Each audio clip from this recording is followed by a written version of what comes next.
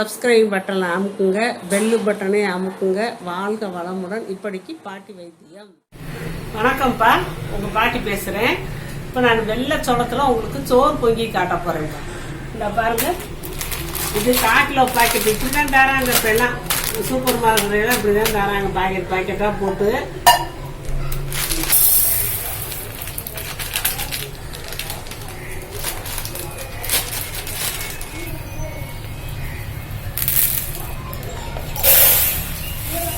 ஒரு உலக்கு போட்டாச்சுப்பா.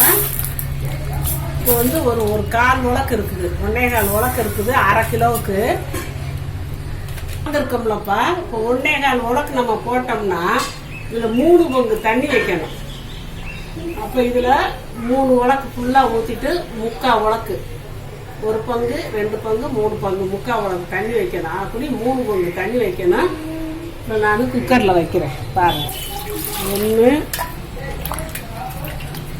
2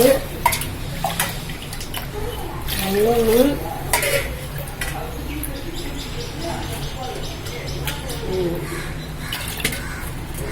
3/4 உலக்குப்பா. 3/4 உலக்கு ஊற்றியாச்சு. இதோட 3 பங்கு தண்ணி அடுப்பில் வச்சுட்டோம். சோளத்தப்பா இப்போ தண்ணியில் போட்டு கழுவிட்டு சுத்தமாக இருக்குது, அதெல்லாம் க்ளீனாக வச்சுருக்குறாங்க. பார்த்தேன், நல்லா க்ளீனாக இருக்குது. இப்போ தண்ணியில் கழுவிட்டு இந்த மிக்சி ஜாரில் போட்டு ஒன்றும் பாதியமாக குருணையாக அரைச்சிக்கிடுவேன்ப்பா. அரைச்சிக்கிட்டு அந்த தண்ணி கொதிக்கவும் அதில் போட்டு உப்பு போட்டு அப்புறம் மூடி வைப்பேன். பாருங்க, இப்போ கொதி வந்துருச்சுப்பா. இப்போ இந்த குருணையாக அரைச்சி வச்சதை போட போகிறேன். இதில் வந்து தேவையான அளவு உப்பு போட்டுக்கிட்டேன். இதுலேயும் இந்த பாருங்க, அப்படியே குருணையாக நொய்யின்னு சொல்லுவாங்க, நொய்யி குருணை இந்த மாதிரி சொல்லுவாங்க. நான் அடித்து வச்சுருக்கேன். இது இருந்தால் தண்ணி போச்சுக்கிட்டு இருக்கு, பார்த்தீங்களா?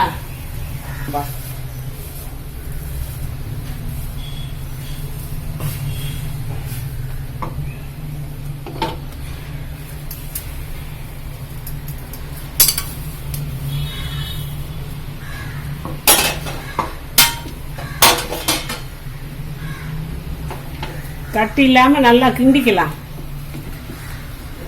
இப்போ நல்லா கட்டி இல்லாமல் கிளறியாச்சுப்பா.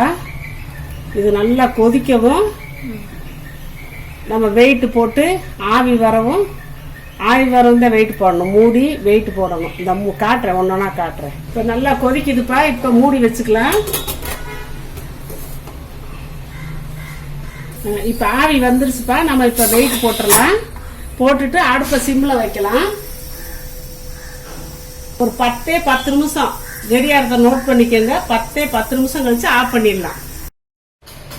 இப்போ 10 நிமிஷம் இது அடுப்பில் வச்சு அப்புறம் இறக்கியாச்சுப்பா. இப்போ ஒரு 20 நிமிஷம் ஆகுதுப்பா. அந்த கேஸ் எல்லாம் போட்டுன்னு வச்சுருந்தேன், போயிடுச்சு. இப்போ திறந்து பார்ப்போம்.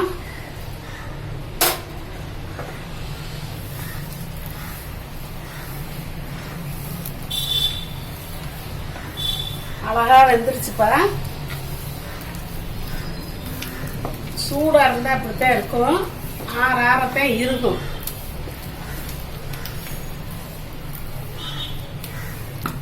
நல்லா கிண்டியாச்சுப்பா. இதை வந்து நீங்கள் அடுப்பில் வச்சு சிம்மில் தான்ப்பா வைக்கணும்.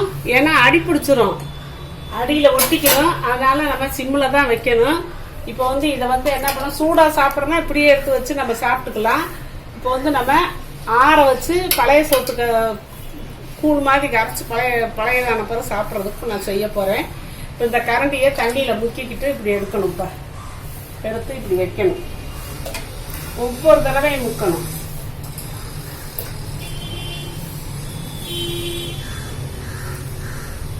இப்போப்பா இந்த இதை வந்து நான் சூடாக ஏதாவது குழம்பு வச்சுருந்தோம்னா, காரக்குழம்பு கறி குழம்பு என்ன குழம்புனாலும் நம்ம ஊற்றி சாப்பிட்டுக்கலாம்ப்பா. சாம்பாருக்கு அவ்வளோ எடுப்பாக இருக்காது. காரக்குழம்பு இந்த மாதிரி கீரை கடைஞ்சது, கறி குழம்பு இந்த மாதிரி இதுக்கு நம்ம இதை இப்படி உருண்டையாக எடுத்து வச்சு சாப்பிட்டுக்கலாம்ப்பா. இதை நான் சூடாக மூடி வச்சிடுறேன். இது கொஞ்சம் ஆறட்டும்ப்பா. ஆறவும் அப்படியே உருண்டை பிடிச்சி தண்ணிக்குள்ளே போட்டு நம்ம வாட்டில் வச்சோம்னா ஊறி கிடக்கும். மறுநாள் இப்போ முதல் நாள் செஞ்சோம்னா மறுநாள் மோர் ஊற்றி செஞ்சு அந்த உருண்டையில் எடுத்து சாப்பிடலாம். இது 2-3 நாளைக்கு அப்படியே கிடக்கும்ப்பா. நம்ம 2-3 நாளைக்கு ஒருக்கா செஞ்சு நம்ம அந்த ஒரு உருண்டை எடுத்து போட்டு தயிரை ஊற்றி கரைச்சி கூழாக குடிச்சிக்கலாம், சோளக்கூழ் மாதிரி. இப்போ கொஞ்சம் கை தொடுற அளவு காரிடுச்சுப்பா. இதை எடுத்து நம்ம என்ன செய்யலாம், இப்படி பெரிய அந்த காலத்துல எல்லாம் பெருசு பெருசாக போடுவாங்க. இதெல்லாம் 2 உருண்டைக்கு தான் வரும். இப்போ அப்படி சாப்பிட்ற ஆளுங்க இல்லைல்ல, இந்த மாதிரி ஊற்றி தண்ணிக்குள்ளே போட்டுறணும்ப்பா.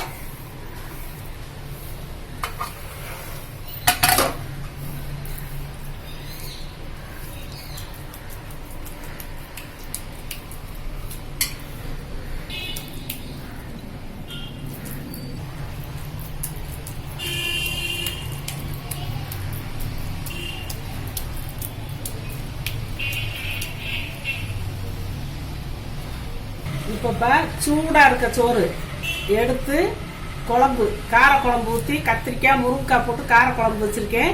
அதில் இப்படி தொட்டுக்கிட்டு சாப்பிட்டா சூப்பராக இருக்கும்ப்பா. இது அவ்வளோ சாப்பிட முடியாது. கொஞ்சத்தை எடுத்து தண்ணியில் இப்படி உருட்டி போட்டாச்சு. அது பாட்டில் இருக்கும். 2-3 நாளைக்கு கூட இருக்கும்.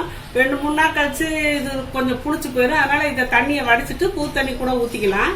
அந்த காலத்தில் நீராகாரத்தில் தான் போடுவாங்க. இப்போ நீராகாரம் என்கிட்ட இல்லை. அதனால நம்ம குடிக்கிற தண்ணியை தான் ஊற்றிருக்கேன். நம்ம குடிப்போம்ல இந்த ஆரோ வாட்டர், இப்படி கேன் வாட்டர்னு அந்த மாதிரி ஆரோ வாட்டர் தான் நான் ஊற்றிருக்கேன். நம்ம ஆரோ வாட்டரை வச்சுக்கிட்டு இதை கொஞ்சம் இந்த தண்ணியும் போட்டு ஒரு உருண்டையும் போட்டு கொஞ்சம் கெட்டி தயிரை போட்டு பிசைஞ்சு நம்ம கூழாக குடித்தோம்னா சூப்பராக இருக்கும்ப்பா. வத்தல் வச்சு குடிச்சோம்னா இதில் வைட்டமின் பி இருக்குது, B6 இருக்குது, B12 இருக்குது. அப்புறம் மற்ற உடம்புக்கு தேவையான சக்தியெல்லாம் ரொம்ப நல்லா இருக்கும். மூளைக்கு கூட இது நல்லதுன்னு சொல்கிறாங்க. ரொம்ப நல்லதுப்பா. அது மாதிரி அந்த காலத்தில் இரும்பு சோளம்பாங்க, வெள்ளைச்சோளம்பாங்க, அப்புறம் இது கலராக இருக்கும் செங்கட்டா சோளம்பாங்க. இப்போ அதெல்லாம் எங்கேன்னு கிடைக்கல. கடையில் வெள்ளைச்சோளம் தான் கிடச்சிச்சு. நான் வாங்கி செஞ்சுருக்கேன். அந்த இதெல்லாம் இப்போ கிராமத்துலேருந்து இருக்குமா என்னன்னு தெரியலப்பா. இப்போ சூப்பராக நம்ம இப்படி ஒரு உருண்டை இப்படி எடுத்து வச்சு கரைச்சோம்னா ஒரு பெரிய டம்ளர், ஒரு டம்ளர் வரும். நல்லா தயிர் ஊற்றி கரைச்சி உப்பு போட்டு கரைச்சி கொடுத்தோம்னா சூப்பராக இருக்கும்ப்பா. இப்படியெல்லாம் நீங்கள் ரொம்ப ஈஸிப்பா. அந்த காலத்தில் சட்டியில் போட்டு வேக வச்சு கிண்டிக்கிட்டே இருப்பாங்க. இப்போ குக்கரில் 1க்கு 3 பங்கு தண்ணி வச்சு சூப்பராக நம்ம செஞ்சுட்டோம். அழகாக சாப்பிட்டுக்கலாம். காலையில் கூட வெறும் வயிற்றுல நல்லா குடித்தோம்னா குழுன்னு இருக்கும். காயோ கீரையோ செஞ்சு கூட இது கூட வச்சு நம்ம சாப்பிட்டுக்கலாம். அந்த கரைச்ச சொத்து கூட சூப்பராக இருக்கும். இந்த மாதிரி வச்சு நீங்கள் சோளம் பொங்கி சாப்பிடுங்க. வாழ்க வளமுங்க. இப்போ நிறைய பேர்ப்பா நான் அவங்க கொஸ்டினுக்கு ஆன்சர் சொல்கிறதுலன்னு கேட்குறாங்க. சொல்லிக்கிட்டு தான் இருக்கேன். நான் அதுக்குன்னு சொல்லி பார்வையாளர்கள் கேள்வி பதில் நான் போட்டிருக்கேன். அதை பார்த்துக்கோங்கப்பா. அதை பார்த்தீங்கன்னா உங்களுக்கு தெரியும். நான் வரிசையாக கேள்வி பதில் போட்டுக்கிட்டே இருக்கேன். அதில் போட்டு பார்த்தீங்கன்னா நீங்கள் கேட்ட கேள்விக்கெல்லாம் நான் பதில் சொல்லிடுறேன்ப்பா. அதை கட்டாயம் நீங்கள் பார்த்து தெரிஞ்சுக்கோங்க. சப்ஸ்கிரைப் பட்டனை அமுக்குங்க, பெல்லு பட்டனை அமுக்குங்க. வாழ்க வளமுடன். இப்படிக்கு பாட்டி வைத்தியம்.